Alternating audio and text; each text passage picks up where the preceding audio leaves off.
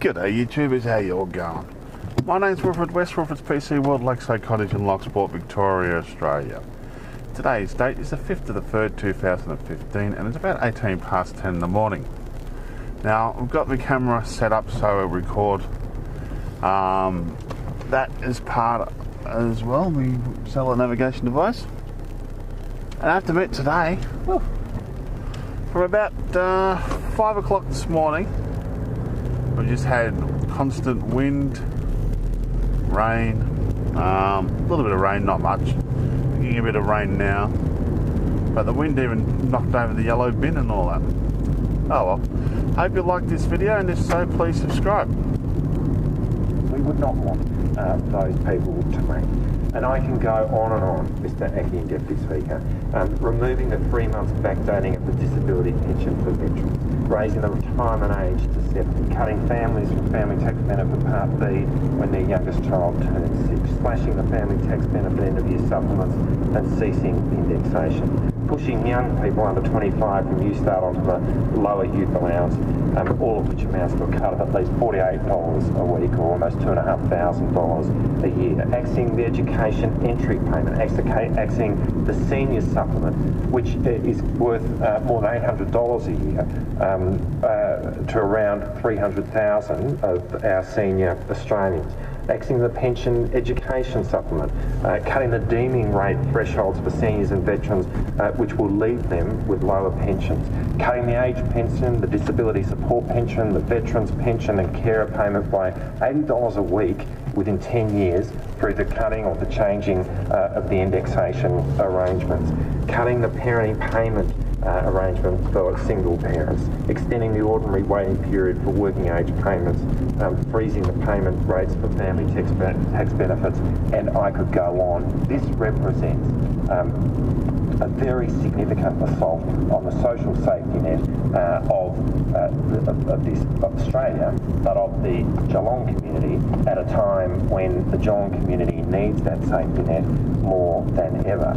Now we are seeing some interesting movements on the other side of the aisle, Mr. Acting Deputy Speaker, in terms of what is going on with their commitment to this budget and indeed who might ultimately lead this government in the future. But make no mistake, this is a government which, when you look across the entirety of the front bench, supports the aspirations and the intent of the budget as it was handed down in May of last year. And one only needs to look at what the Finance Minister, Senator Cormann, has said, that he and I quote, that no minister has ever said to me that the budget was unfair. That's right. And it says everything. There is absolutely no doubt that whoever ends up leading the show on the other side, Mr. Acting Deputy Speaker, no matter what they jettison, at the end of the day, the entirety of that front bench signed up to the measures which were in the budget, which I've just outlined. And indeed, the Finance Minister has said in recent weeks that he feels the second budget, and I'm quoting now, the second budget will build on the progress that we made in our first budget. Note the word progress, Mr. Acting Deputy Speaker. That is the way in which this government characterises what it has done in respect of the budget that was handed down. Now we are seeing one politician's taking a pay cut. The budget, and there seems to be an attempt to throw as many things overboard as possible. We've seen that with the paid parental leave scheme, and we've seen it this week with the GP co-payment. But even there, Mr. Acting Deputy Speaker, as that has been tossed overboard, after that thing, the Health Minister made clear, and I quote again, she said, the policy intent was and remains a good one. This is a statement that was made after the decision to shelve the GP co-payment. The policy intent was and remains a good one. So it is important that every Australian understands that whatever they do on the other side, what they want to do and what the government believes in, is pursuing the budget as it was handed down in May of last year.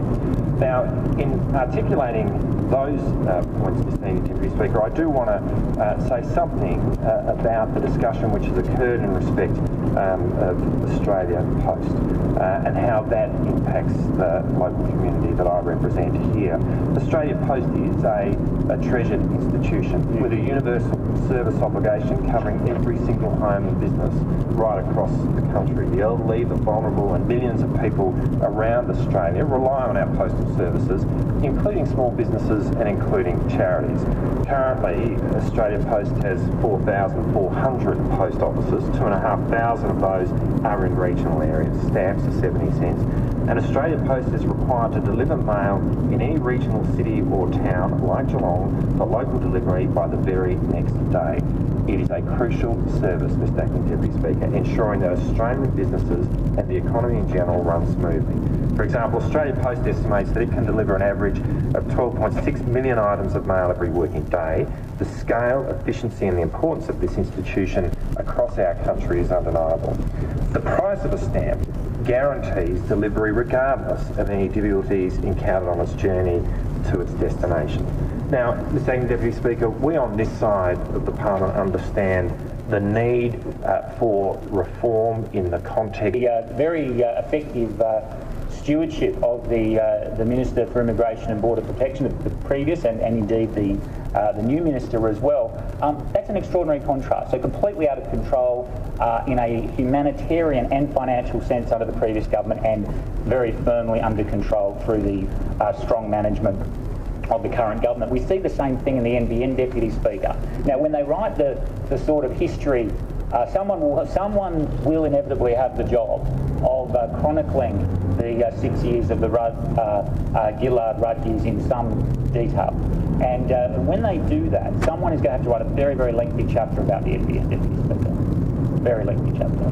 Because the mismanagement and just rank amateurism that we've seen in the planning and the NBN really is in a class of its own. Now, what we saw, of course, Deputy Speaker, is it was originally, they said, going to cost about $10 billion, and the government was going to clear $4.7 billion. Then they said, well, no, actually, sorry, it's going to cost $43 billion, but private investors are going to put up 49% of that, which, didn't happen. So it was going to be in there with 43 billion. That's a big increase from 10 to 43. Then when we conducted a proper and thorough review of this, Deputy Speaker, soon after coming into government, it turned out that it was on track to be about $72 billion. That's a lot more than 10, Deputy Speaker, 72. And then, this is a particularly interesting point, Deputy Speaker, that estimate of $73 billion was based on the assumption that it would cost about $2,500 to $2,500 per premise to actually wire up each premise with the fibre to the premise strategy. Now, Senate estimates, I think this was just last week, Deputy Speaker, or certainly in the last couple of weeks, it turns out that it was actually costing $4,300 per premise, not $2,500. So you have $73 billion on the assumption of be about $2,500 per home. It was actually $4,300 per home. And that means, Deputy Speaker, that even that estimate of $73 billion was low. So a program which was supposed to cost the taxpayer originally $4.7 billion was on track to cost well in excess of $73 billion. So that is just absolutely scandalous, Deputy Speaker.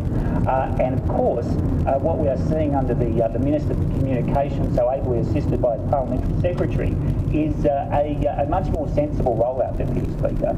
A rollout that actually makes use of a range of technologies, not just one, because there are lots of different ways of getting high-speed broadband to the home, and at a much, much lower cost, Deputy Speaker. And importantly, it's actually what a fucking toss-up. We're not saying construction's commenced when there's simply a piece of paper where someone would like construction to have commenced. I'm not going to get any faster speed with the existing network I have. So a very, very important contrast, Deputy Speaker. And of course, so that's a lie. Another one. Not a lot happened under the previous government. Okay. In the M5, if he puts the what's name to the node, yeah, fine, that's super speed to the node, but it's going to slow down from the node to my house. It can be a very unpleasant experience, Deputy Speaker. And the previous government we live off copper. That they would provide some funding to the New South Wales government to help build simple the M5 with a whole range of telephone line for our internet. As a consequence, it didn't happen. No money was provided. Now, this government, I'm angry with under this the leadership government. of the Prime Minister, This government's a said, bloody joke. If you commit to building productivity enhancing infrastructure, we will back you. We will back you 100%. So $1.5 billion in cash, plus a concessional loan of $2 billion. And what that has meant, Deputy Speaker, is the M5 East duplication, and it's actually more than a duplication because it's going to go from 4 lanes to 10, is actually to the police. Men who are victims of violence are even less likely to report family violence, with only 1 in 20 men who've experienced current partner violence reporting that to the police. 3 in 5 victims of violence by a previous partner also reported having children in their care at the time of the relationship, and more than a third said that these children had witnessed the violence. These are shocking figures. For far too long, violence in the home was treated by police, by the law, by wider society as a private problem. Slowly, we've seen a long overdue change to that attitude. We've seen laws change, we've seen policing strategies change, and we've seen attitudes change. It's come after many years, indeed many decades of work, particularly by the feminist movement, the women's refuge movement and others. The violence that used to be a shameful secret with so many women and children, and indeed some men living in terror in their own homes, is now talked about. It's now understood to be the crime that it is. Not an accident. I wish this bloke knows how to do the speed limit. Incident, but an act of criminal violence every 50 year k's as serious as an assault on the street. And 50 k's and 60 k's of course it occurs Now where we this should feel sign up safer. here And at the hand is a bit of a joke. One sign on one side of the road is supposed to have actually 2. So technically you can drive through here at 60 k's an hour because they don't have both signs up. Well, actually they did have one up, looks like it got blown down. Which technically they can't, they have to get that to constantly keep those up to confirm that. And now it says end of the road works 50 k's and it's actually a 60 k zone. Kind of stupid again.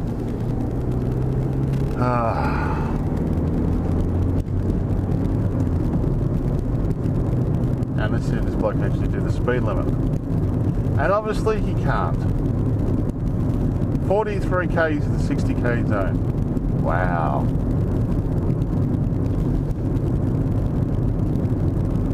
Oh no, he knows where the accelerator is. Sorry I'm being slightly sarcastic. But these people here cause accidents.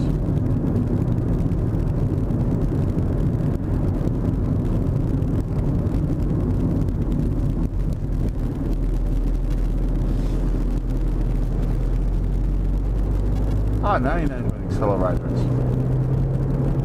About bloody time. Oh no, still haven't hit that magical 60 k's though.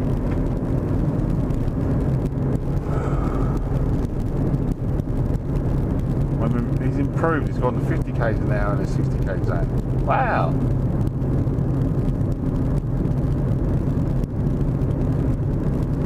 Yeah, it's windy. It's still driving 60 k's an hour. I'm sitting in third because of this wanker.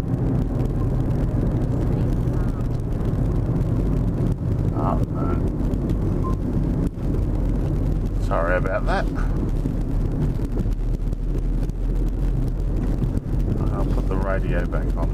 measures focused on prevention and on innovative and integrated service delivery. We provided additional funds for legal services and for homelessness programs because we know that women escaping violence need legal support and they need somewhere to go.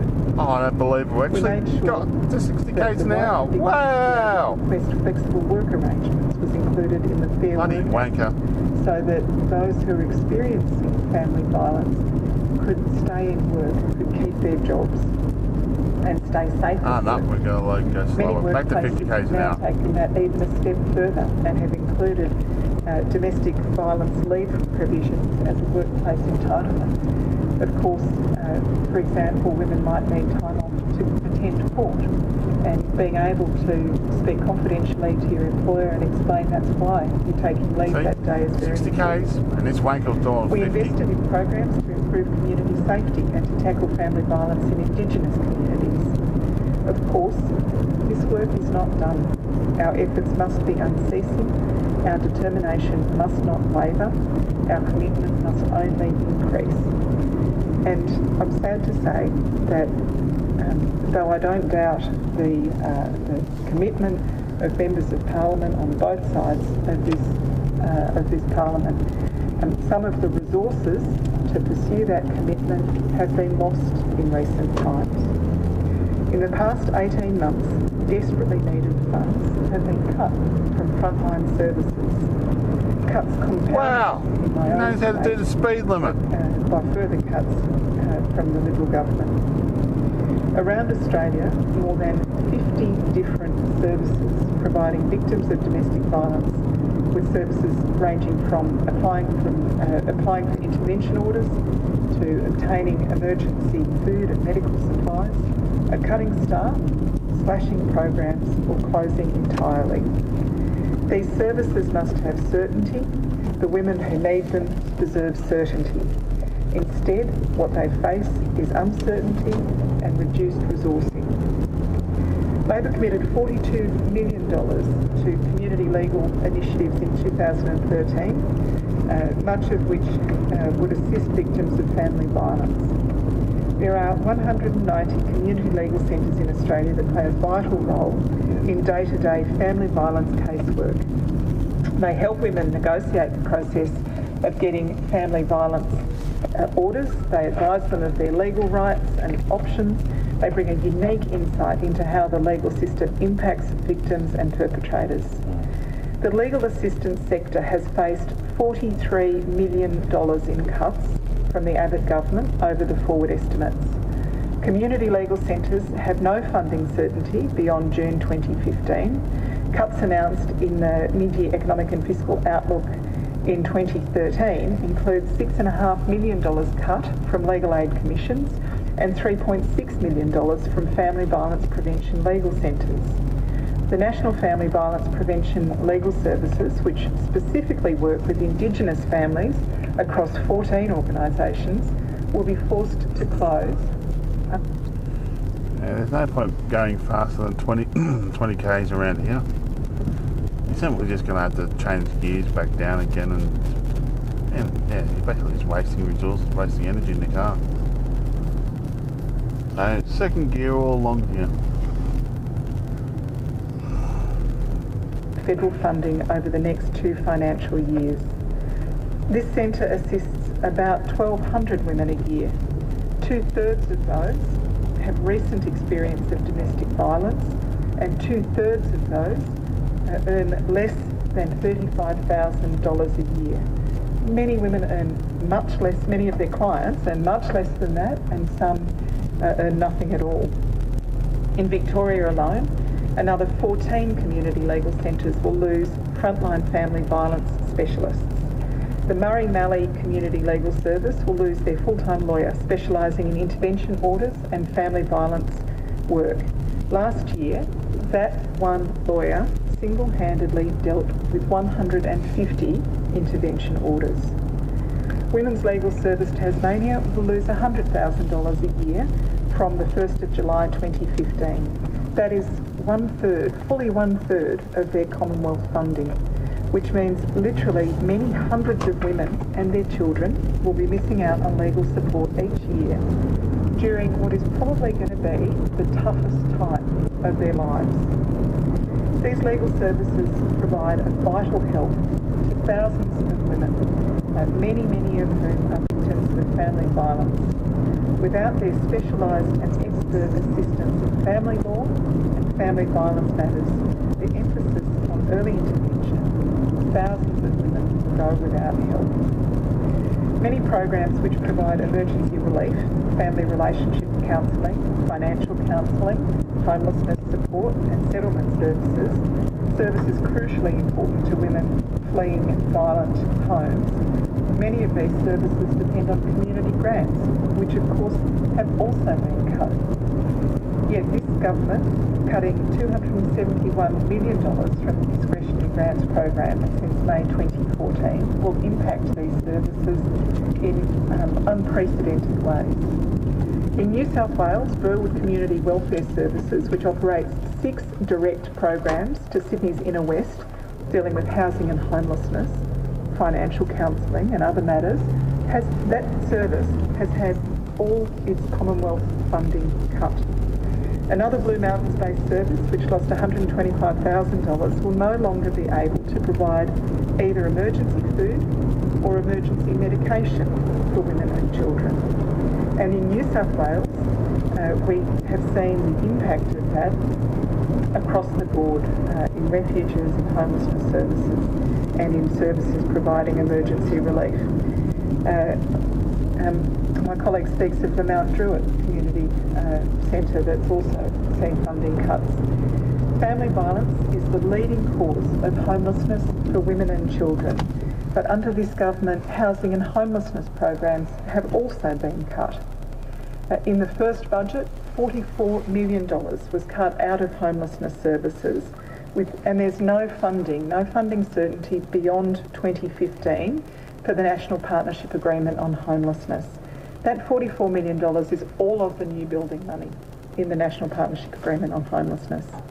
The National Rental Affordability Scheme has been abolished, a scheme that has provided homes for thousands of women and children, and would have been set to provide homes for thousands more, has been cut. They've abolished the National Housing Supply Council, and they've cut funding for the National Affordable Housing Agreement.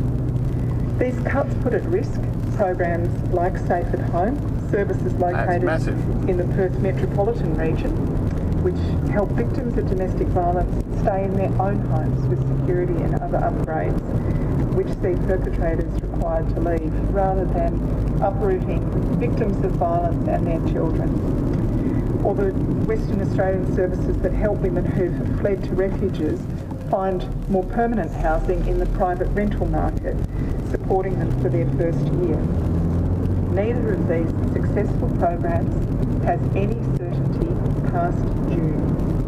It's not just Australian women who are suffering from cuts in services that help victims of violence. The cuts to our aid budget, $11.2 billion across the forward estimates, a cut incidentally at the budget and each of the 2 updates since the government was elected, of course underline the work that Australia has been globally renowned for in supporting victims of violence, particularly in our region. Work like that done, work like the work that we've supported in the past by the Vanuatu Women's Centre that I visited with the Foreign Minister in December 2013. That centre is run by remarkable women. It's run for women and their children. It has 37 island-based committees across the country, and since 2007 has helped more than 10,000 survivors of family violence with counselling, legal assistance and accommodation. And it works hard to improve educational and economic outcomes for these women too. That centre provided 4,267 people with counselling and support services across all 6 provinces in 2012-13, and follow-on surveys suggest that 95% of clients were satisfied with the counselling they received. They've also helped 280 at-risk women to obtain family protection orders. That's just one of the outstanding aid projects that Australian aid funding has supported in the past, addressing violence against women and children. Another example is the domestic violence awareness training for police in Solomon Islands, which I was also privileged to see. In 2015, our community accepts that violence in the home is not a second-order issue, it's not a private problem, it demands a government response, specialist services, coordinated delivery and resources on the ground. I do not doubt for a moment, Mr Deputy Speaker, that people on both sides of this Parliament are united in their implacable opposition to domestic violence, but it takes more than fine words. It takes resources, and the cuts to these resources will be deeply damaging to the very services that help women fleeing domestic violence. The question now is that the amendments be agreed to, and I call the Honourable Parliamentary Secretary. Thank Alan Touch, Liberal Victoria. And I want to express my absolute alarm over an action that the Victorian government is considering taking, and that is annulling the compensation payable if they breach the East-West contract, and doing that through a legislative instrument. This is an extraordinary proposition. Even the discussion of this proposal to legislate away the compensation payable is causing the business community to be concerned about future investment in Victoria. And if the Andrews government Why goes should ahead we and puts this legislation through the pay Parliament, for something that the it would Liberals put decided Victoria to back set to up the Kane-Kerner era just of before the government. election? They make lost the every election, investment in Victoria more and Labor said we didn't want to do this anyway. for every So basically, I blame the future Liberals for this. investment And what does this mean? This means ultimately fewer investments in Victoria. No, there'll be and more fewer jobs investments because they'll be for Victoria. secured properly. Victoria as a state already has to deal with the most militant unions in the country, causing some global companies to literally boycott doing any construction in the state of Victoria. And if Premier Andrews legislates to annul contractual rights, he will be trashing Victoria's reputation, and the impacts will reverberate across Australia. I don't trust Now, how you did we Liberal get bastards. to this position, Mr. Deputy Speaker?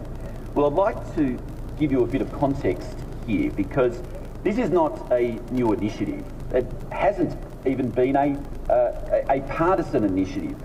For almost 9 years now, both parties in Victoria have encouraged it, facilitated it, or actively supported it, up until only a few My name's Wilfred months West, ago. PC World, Lakeside when you Cottage go at back and Lochport, look at Victoria, some of the Australia, signing history, off. for example, Thank you for watching my you see videos, that it was and all initially comments put on are the table welcome. by the You all have a Victorian great Labor day now. government.